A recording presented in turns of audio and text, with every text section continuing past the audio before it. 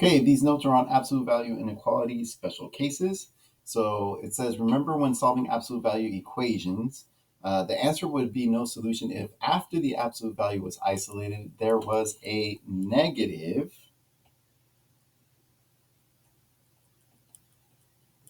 on the other side of the equation. That's because we can't have an absolute value equal a negative, right? When solving absolute value inequalities, it is possible to have two different types of special cases. So let's show you what those cases are. So let's take a look at the first one. I got the negative 2 times the absolute value of 2x plus 7 over 4 is greater than 4. We cannot do anything with this because remember that, or we have to isolate the absolute value. Sorry about that. And right now that absolute value is being multiplied by negative 2. So let's go ahead and get rid of it. I can do that by dividing both sides by negative 2. Remember that when you divide by a negative 2, that inequality sign needs to flip. So you have the absolute value of 2x plus 7 is less than 4. And we're going to change the sign of the inequality, and we're going to get is less than negative 2. So I want you to think about this. Like I know it's really complicated in the middle, but who cares? They're asking us when is the absolute value of this number, whatever it is, it's going to be some kind of number, going to be less than negative 2. Well, it's never going to be less than negative 2 because I don't care what number you have here. When you take the absolute value of it, it's going to force it to be positive or 0, which means it's never going to be negative. And if it's never going to be negative, then it's definitely never going to be less than negative 2. So there are no numbers. I don't care what number you pick here. When you take the absolute value of it, it's not going to be negative, and for sure, it's not going to be less than negative 2. So we're going to say that there is no solution here.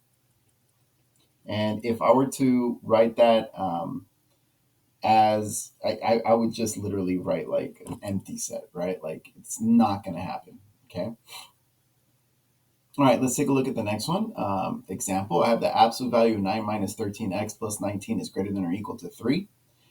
Same thing, we're going to go ahead and isolate the absolute value. So right now I'm going to subtract 19 on each side.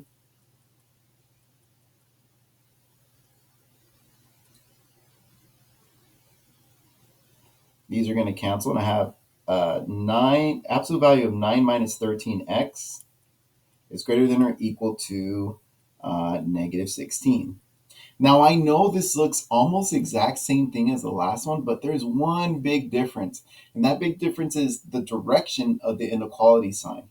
In this case, they're saying, hey, again, this is complicated, but when you take the absolute value of this, you know that this number is going to be 0 or more, right? It can't be negative.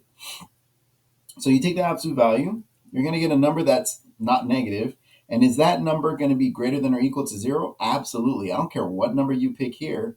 When you take the absolute value, you're going to get at least 0 to pop out. And that 0 is for sure going to be greater than or equal to negative 16. Now, this number might be more than 0. And if it is, even better, right? Because if you get 30, of course, that number is greater than negative 16. So it doesn't matter what number you pick for x. It's always going to work.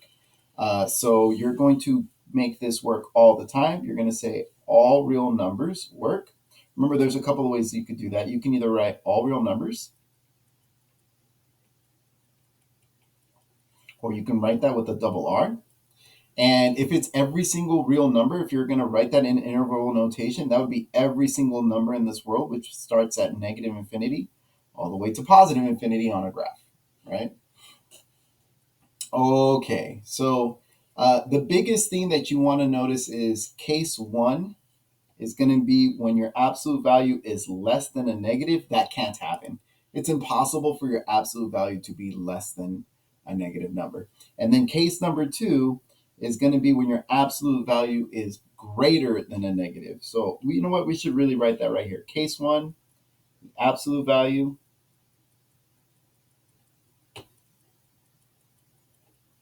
is less than a negative number.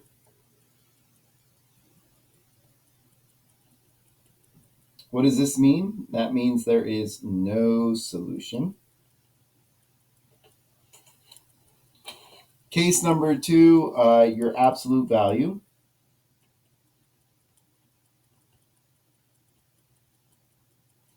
is greater than a negative number. That's always going to be true, and so you're going to say all real numbers.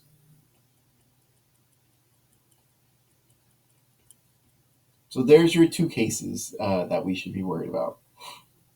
All right, let's go ahead and take a look at how this looks like. It says directions, solve each absolute value inequality, then write your answer in interval notation and graph its solution on the number line. So as always, we're going to go ahead and solve. We're going to go ahead and isolate the absolute value. So first I'm going to subtract 5 on each side. That's going to give me a negative 5 times the absolute value of 8y minus 7 is greater than negative 85. We're going to divide both sides by negative 5. Hey, be careful there. We are dividing by a negative. And when you do that, that answer turns positive. Okay. So I'm sorry. And when you do that, the inequality changes. So this is going to be the absolute value of 8y minus 7 is less than, and when you divide those, what do we get? I think we get 17. Now, this is not going to be one of those special cases because we didn't get a negative number on the right-hand side. Okay, so this is going to be normal, just like what we did yesterday. So let's see. In this case, because it's pointing to the left, this is going to be the sandwich method. Sandwich method is basically when you take this number, swing it to the front, and then make it negative, and you're going to sandwich it between the two numbers. So we're going to write this as negative 17 is less than 8y minus 7 is less than 17. And then from here, we're just going to go ahead and solve for y. So add 7, add 7, add 7 to all three sides.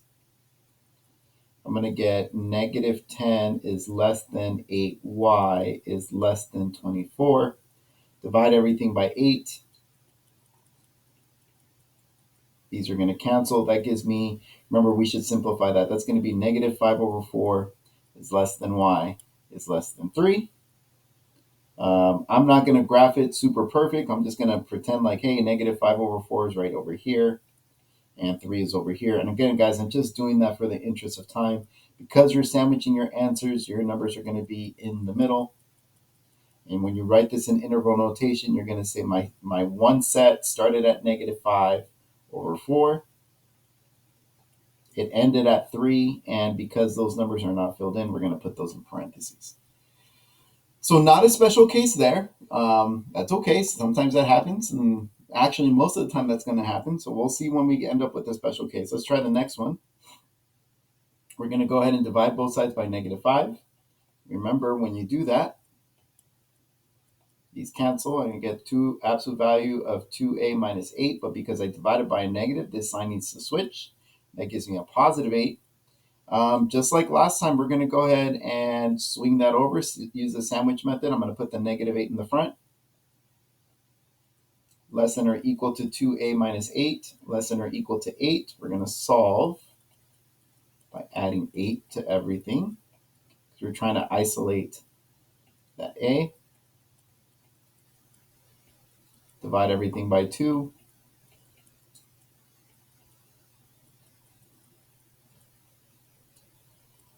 Same thing. I'm going to go ahead, because this one's a little bit easier to graph. I'm going to take my time with this. So this is going to be 0, 1, 2, 3, 4, 5, 6, 7, 8. Circle both my boundary points, shade in my boundary points because there's that equal sign underneath my inequality. And because I'm using the sandwich method, then that means these numbers must be in the middle.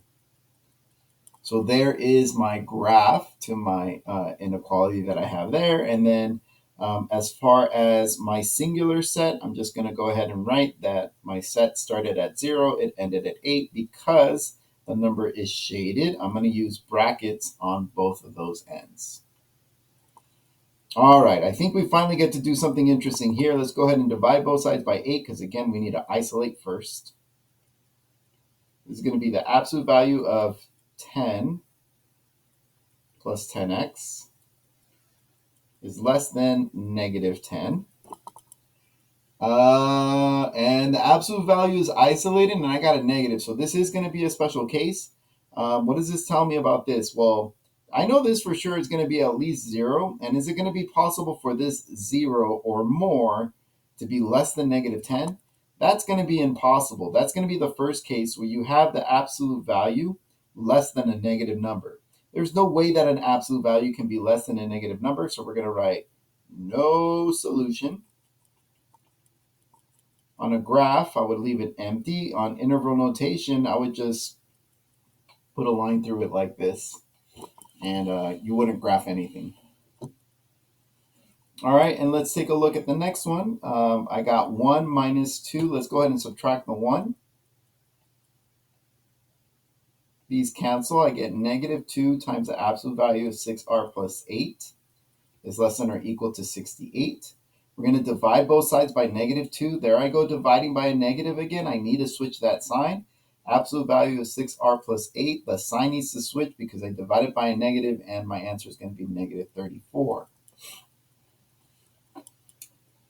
I have an absolute value that's isolated, and it's bigger than negative 34. That is case number 2. I have an absolute value that's greater than a negative number, so then I know all of these numbers are going to work because an absolute value will always be bigger than a negative number. So we're going to write all real numbers.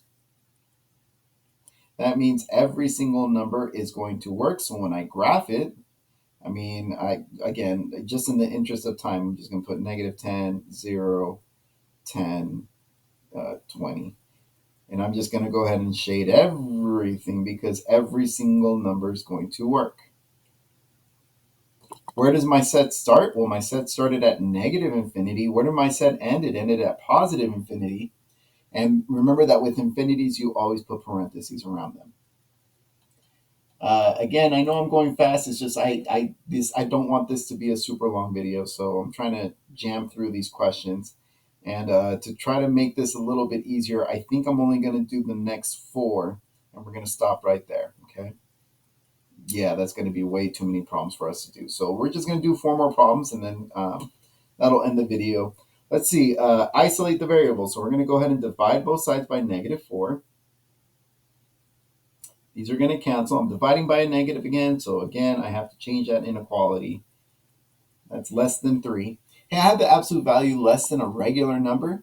You're going to do it the regular way. So in this case, because I have a less than, I'm going to go ahead and sandwich that number. I'm going to take that 3 and put in the front. That's going to be negative 3 is less than x plus 2 is less than 3.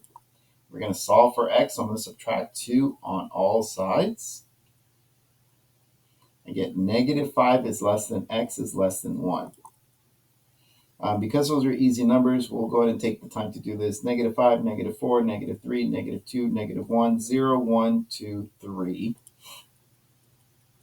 I'm going to circle the negative 5. I'm going to circle the 1 because those are my boundary points. Because this is a sandwich method, we're going to go ahead and shade the numbers in between. And I only have one set this time. My set starts at negative 5 and ends at 1. Because those numbers are not shaded, we're going to go ahead and leave them with parentheses. All right, next one, let's go ahead and subtract 6 on each side. I got absolute value of a plus r is greater than negative 1. This is one of those special cases because I have an absolute value that's isolated and is bigger than a negative. When is the absolute value bigger than a negative? Always, right? Your absolute value will always be bigger than a negative. So in this case, we're going to say this is always true, which means I'm going to have all real numbers. If it's all real numbers, that means everything is getting shaded. You can put whatever numbers you want on your number line. I'm just going to skip it to save time. Where did my graph start? My graph started at negative infinity. Where did my graph end? It ended at positive infinity. All right, guys, 2 more. Okay, the absolute value is not isolated. It's being multiplied by divided by 6. So to get rid of it, I'm going to multiply both sides by 6. In this case, you are not going to flip that inequality because we're multiplying by a positive 6. Okay, so that stays. We have the absolute value of 8m plus 3 is less than negative 18. Do not flip the inequality.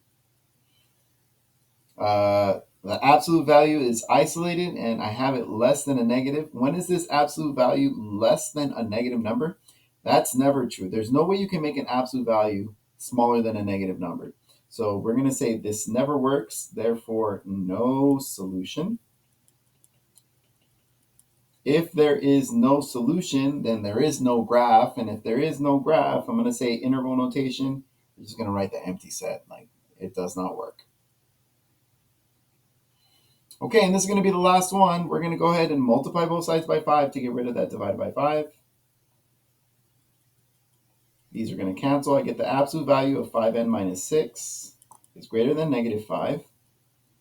This is a special case because you have an absolute value greater than a negative. When is an absolute value greater than a negative number?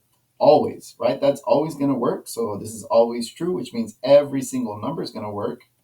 That means your solution is all real numbers.